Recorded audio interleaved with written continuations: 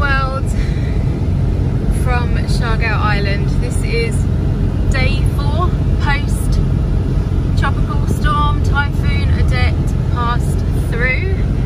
This is actually the first time we've been out of our house land really, seeing the destruction that the storm has caused.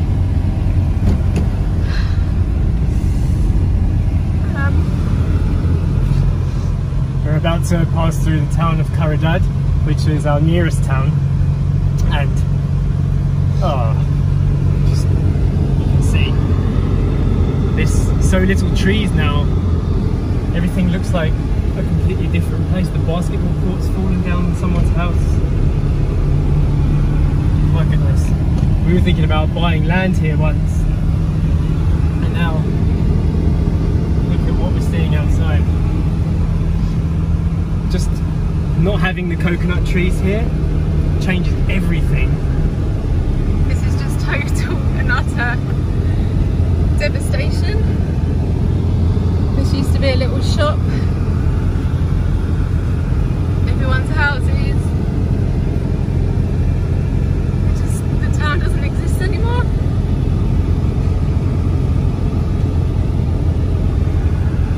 So we're not just driving aimlessly because there's a gasoline shortage on the island and everyone's like striving to get drinking water, so we're on a mission to see if we can find a couple of gallons of drinking water for the house and for the people that live where we are right now.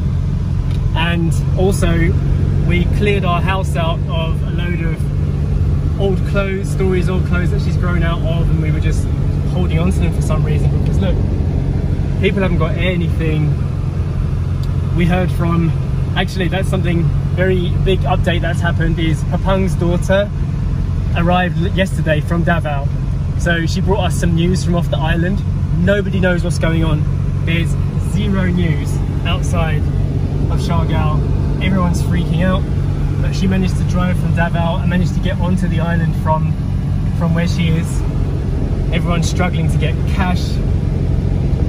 Everyone is looking for relief goods, you know, like they were talking about bringing medics and bringing medicine, and she said from the mainland the people are saying bring food, bring rice. There's no rice. All the rice fields decimated.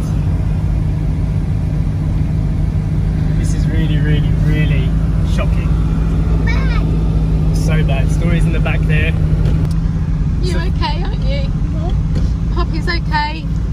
I keep crying sometimes. I know, we all keep crying, don't we? Yeah, we keep crying because it's hard for me to try and stop crying. Yeah, that's okay, you're allowed to cry. Mummy's crying, aren't I? Yeah. So for the world outside, nobody even knows we're alive. Our families still don't know. We haven't found any signal. That's something else we're on the hunt for today. Rizal told us to, that's the Papang's daughter, to look out for signal, and if we can get signal, contact our landlady, and then she'll get the message out to the world that we survived, and then eventually that will get back to our families, and that's the best we can do for now. Doing this drive and seeing this is hard.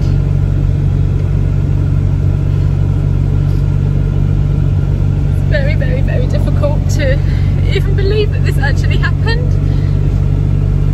Even though we're seeing it, it's still kind of like we're in shock that this is actually real. It's really opened up the world like to us to see how bad this is, how long it's going to take for this to be repaired. You know, we were only concentrating on our little trees, the electric lines, the water. We managed to open the well in our property this morning. The baddest thing ever. Yeah, not being able to wash your hands every time you touch something dirty. Like, we're working hard every day and then we can't wash ourselves, so like itching, and then you have to go to sleep like that. The clothes are getting dirty, you can't wash them. We're doing our best. What can you do? We're doing our best with what we can.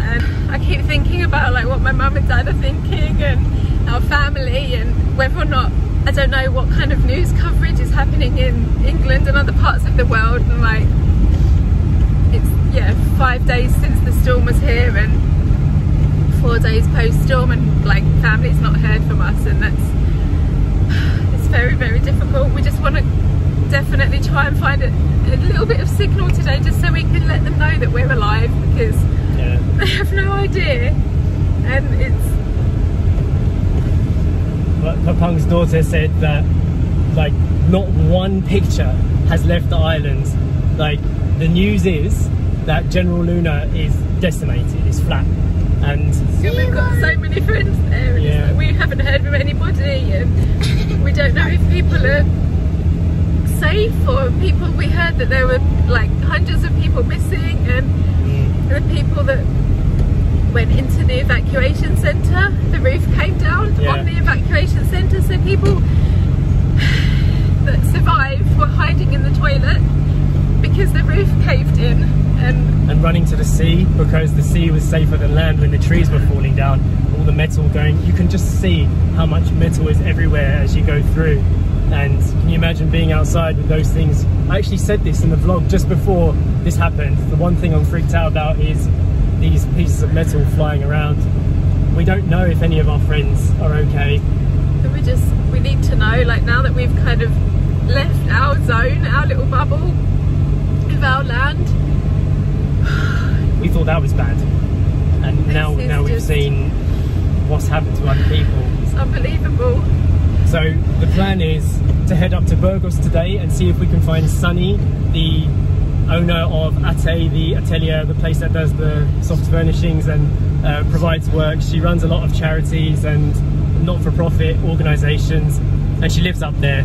And we heard that Burgos got hit pretty bad. So if we can find her and her daughter and husband, we can find out if just what's going on at this end, because we have all we've got are rumours from people that pass by. We just need to try and get a handle on what's actually happening, like outside of our house, and go from there. But we've got a load of clothes and to donate and just to give away to whoever needs it.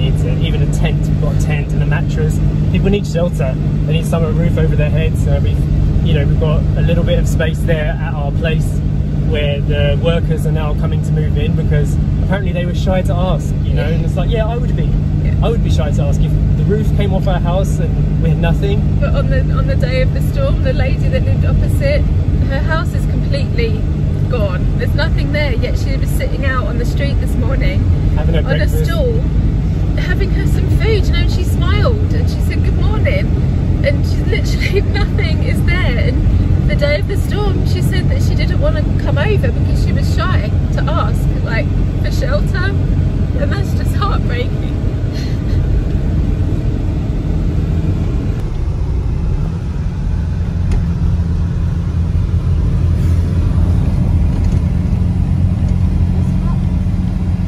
It breaks the heart. Really, really makes you feel emotional. It's really sad. Look at this hill coming down, this village. I just see clothes everywhere drying. I know. People just need something to wear, something to... People put their clothes out, and we've done it yesterday, and then you want to get everything dry, and then it started raining. Yeah, I know. We're all running around. Everything was wet again. And then most of the houses don't have windows and roofs. Look at this.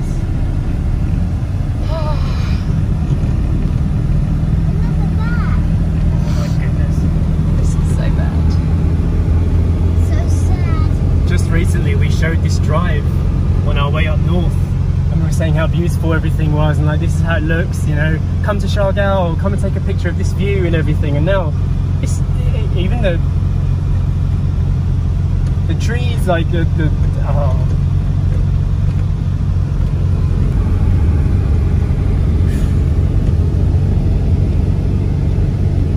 power lines just down on the road.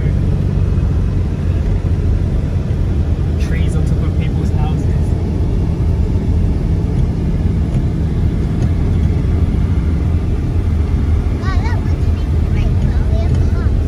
That one's still got a roof. That one's still got a roof. There's a couple of people here that one, not that one. have shelter.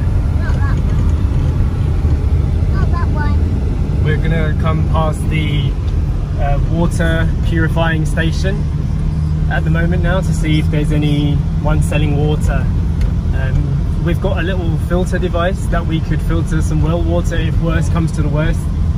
But we really do have to start thinking about what happens next. If we can't get drinking water and people around us start to leave and evacuate the island for whatever reason, we need to work out perhaps if we also need to leave and, you know, recuperate somewhere else where there's utilities in Mindanao. Yeah. At least we know, we've got a little bit of a picture about Mindanao now, because Papang's daughter drove all the way from Davao and told us which areas are badly affected. Surigao City, where our friend Jun is. Yeah. They got affected too. They got badly affected, like not as bad as Surigao, but they have no power, no cell, no signal. I wonder if Jun's okay, or if his home is okay, his family. But right now there's just no way of knowing. No, look at this. Just trees in the middle of the road. We can go down this bit here.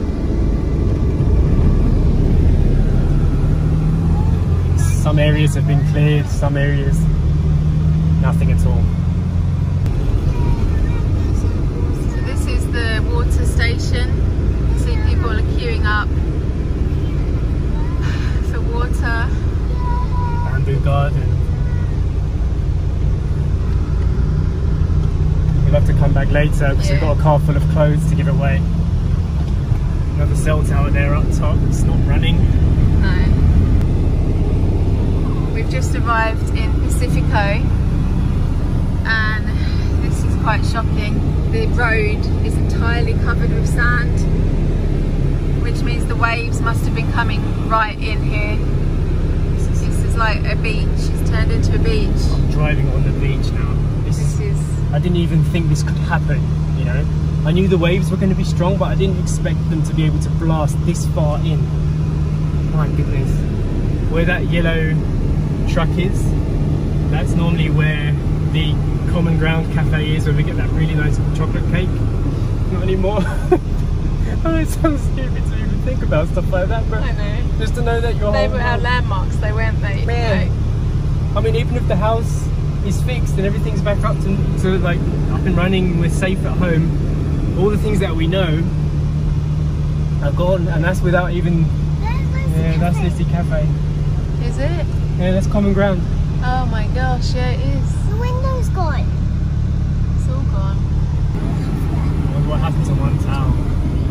Daddy, Yeah. you can still make chocolate cacao. Yeah, we can when we have the ingredients, but It's normally just sugar, yeah. chocolate, Right. and chocolate chips. Yeah. Okay. When things are normal again, okay, we'll make a cake. Good girl for like thinking about positive stuff. Won't be for a while yet, okay? It's just free stuff. Yeah. See if Jose, see if you can see Jose on the road. I don't even know where he lives. I think that's his house there. Still has a roof, so it's positive. Oh, it must have been so big, those waves. No, can you imagine? Well, we saw how big they were from the house, didn't we? Still standing this house, but the roof is completely off.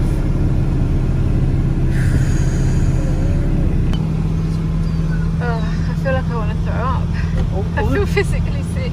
Not only did the trees break down, but they also look like they died. They've gone brown. Like the ones that are still standing, they look like they're sad for the other trees, you know. It's gone. It's a bit like the forest fire we had in Portugal. We went out the next morning and we just saw everything black or decimated Still and burning. still burning. Yeah, when you were a baby. You were too small, you were tiny. You were a baby, you were 8 months old. Another tragedy that we've gone through now. So we're coming up to what would have been One Tao, the Oh, is it over that? Japanese cafe that we used to come to a lot. I can't believe my eyes. I feel like I've just arrived somewhere completely new.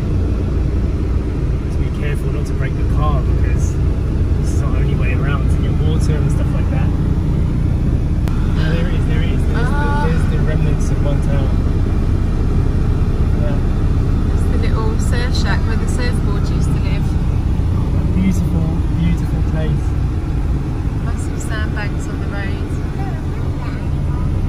It's where we always go to is to get your mushroom soup. That was what's left of it. I know, baby. We were so lucky to be up high. see how devastating it was to be low down now, and to hear about the evacuation centres also being taken out. We just need to find out what's going on. This place over here, you can't really see it, but there was a couple where the lighthouse is just over there. They were building a resort and they were just about to open, weren't they? Yeah, they were building a resort with a swimming pool, and we talked about it. And it's gone.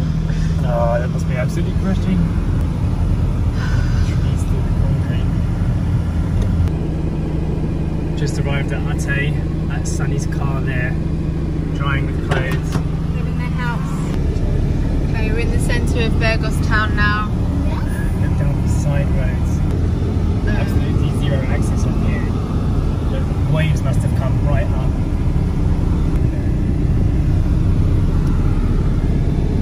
Skateboard survived. He must be pretty thankful for that. He's got his wheels. Oh, is this the church? Can't recognise anything. Schools have gone. Everything. Is that them? No.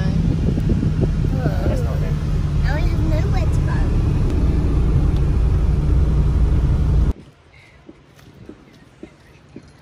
Okay, we're just at the church. I can see Sanne. Hi Sanne. I'm so happy you're safe. Yes. My goodness.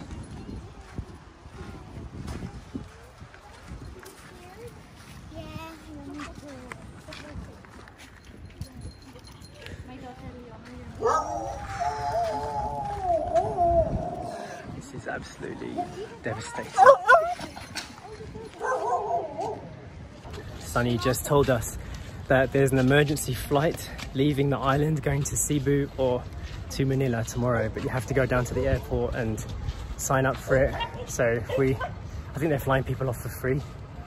I just don't know. I don't know what we're going to do yet. Okay, take care guys, look after yourself. Thank you for taking a message to our family. These guys are going to take a message to the family and just upload it for us. And they've also lent us a mini generator down there, which hopefully if I can get it started will give us a little bit of independence from the utility companies and whatever else disaster we have to overcome. But yeah, maybe we will jump on the plane. We just need to talk about it for a long time and see how it goes, and then see how it works out. But it's really good to see you. You've given us some comfort. We're in this together. Yeah, we are. Oh my goodness, look at this. So we're ending the day with a beautiful sunset. Trying to take the silver linings. You can actually see the sunset from the house now. So we stopped filming earlier today because we were in mission mode. We actually went to the airport to see if we could find signal, and there was no signal. They weren't allowing anybody to connect to their network there. However, a lot of our friends were actually there at the airport waiting to leave, and it really threw us off a little bit because they were saying, oh, what are you doing? You know, are you gonna put your name on the list? And there's a plane coming like in an hour, you just jump on it. And I was like, we had Poppy there, the car there, we had our landlady's sister with us, and we were like, honestly, I can't make this decision right now.